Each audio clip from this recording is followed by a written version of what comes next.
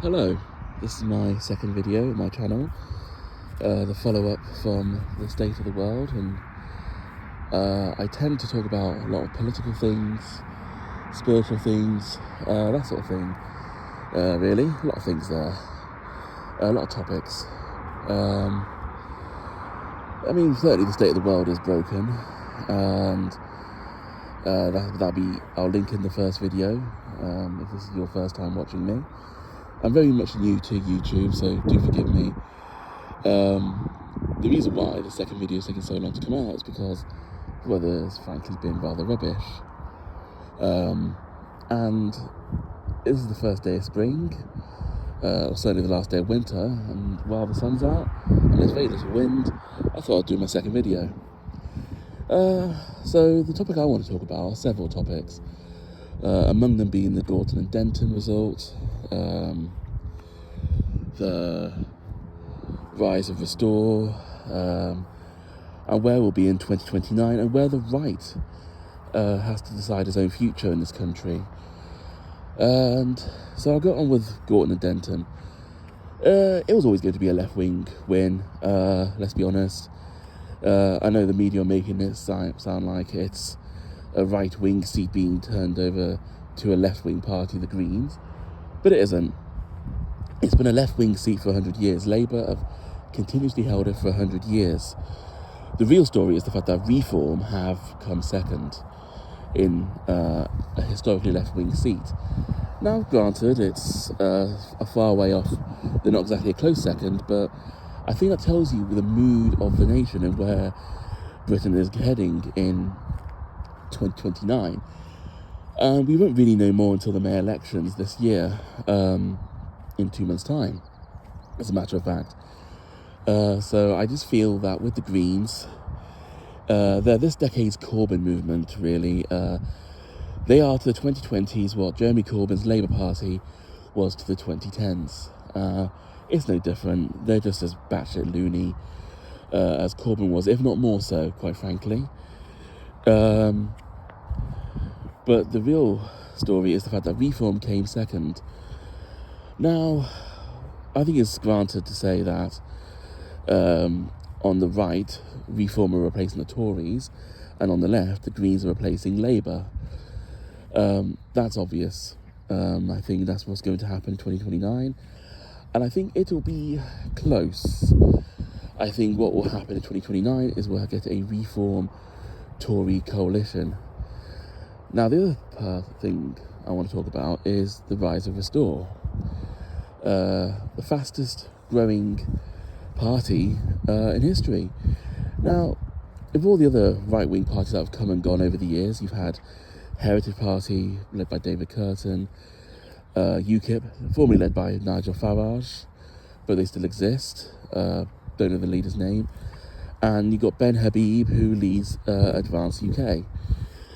Of all of those three, UKIP are probably the most successful of them all, just for the fact that they campaigned on a anti-EU platform, and really they changed the conversation. They forced the Tories in the mid-2010s to give us a referendum on the EU membership, where obviously Leave narrowly won.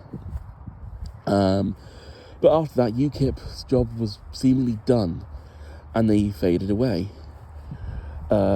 until Farage came back in 2019 with the Brexit Party. Now, the Brexit Party stood people down, MPs down, to give Boris Johnson's Tories a chance to win, and they won a historic landslide victory in 2019, winning the Red Wall, which was unprecedented. And what did Boris Johnson go and do? He raised up immigration, the infamous Boris wave, which in essence killed off the Tory party. I mean, they had their second chance, the fourth chance, really, in 2019 to do what the electoral population wanted, which was to reduce immigration and to push back on the wokery and to push back on the anti-English, anti-British sentiment.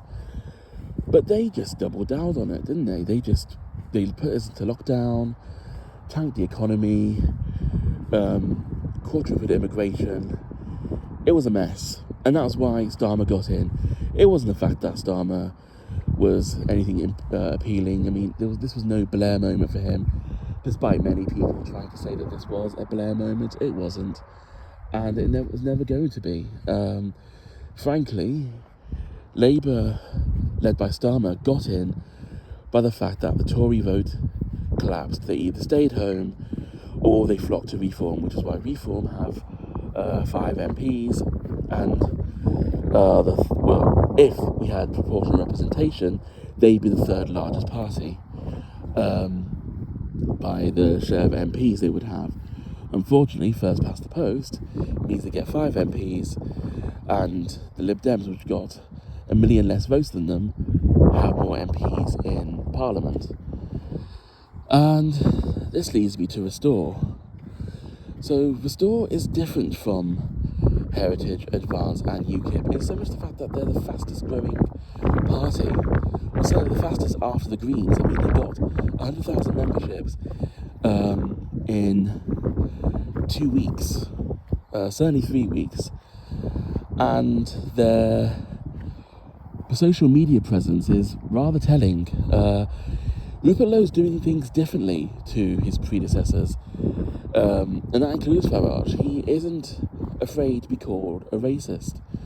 Now, I don't believe Rupert Lowe's a racist. He is a patriot, and that seems to become a rather dirty word amongst even people on the centre-right who want to try and appeal to the Lib Dem voters, or the soft Labour voters. He is a patriot. He wants to put English people first, British people first. He wants to deport millions. And he isn't afraid to say that. He has been open and honest. Emily Maitlis called him a racist 3 times in a recent interview, and he simply shrugged it off. And she was fuming that he wasn't rising to her bait in trying to deny it. And this is the problem with Reform. Farage, he has fallen into that trap of wanting to appease former Tories, the One Nation types, the centrist dad, if you will.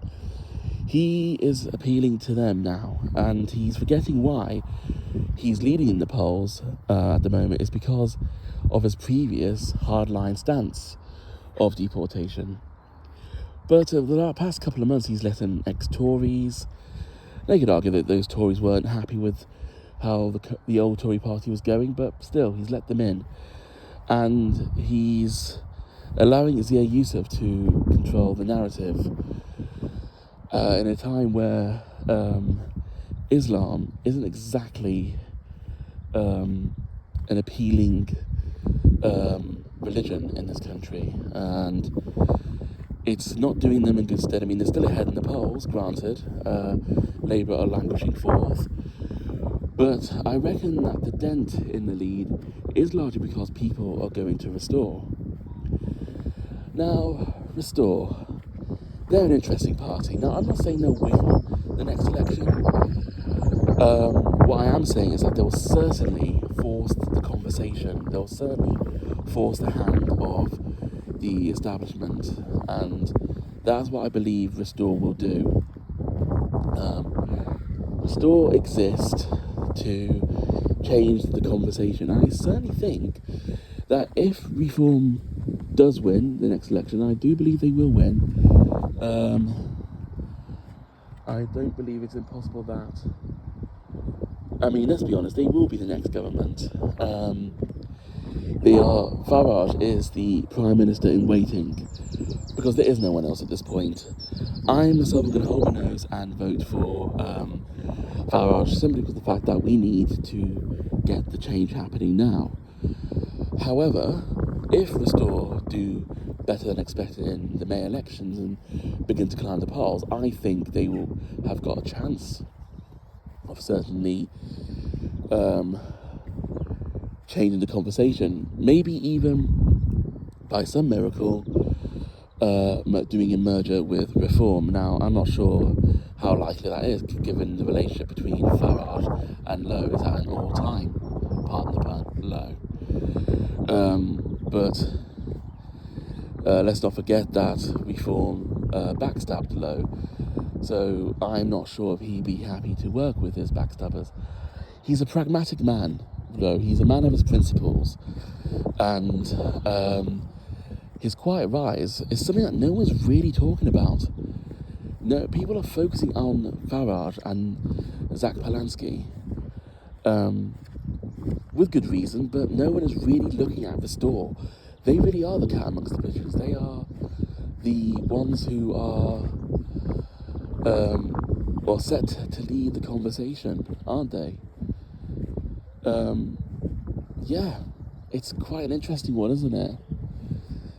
With Restore. He's certainly getting the right asking questions about where it wants to be and what it wants to be. Because the problem with Farage is that he is a Tory, he is a Thatcherite, let's be honest. And the Tories are a dying party. Their whole ideology has been sold out in the name of neoliberalism and in the name of the markets.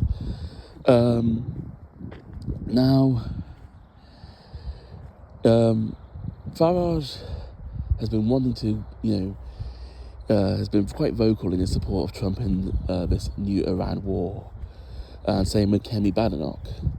They've both since done a U-turn.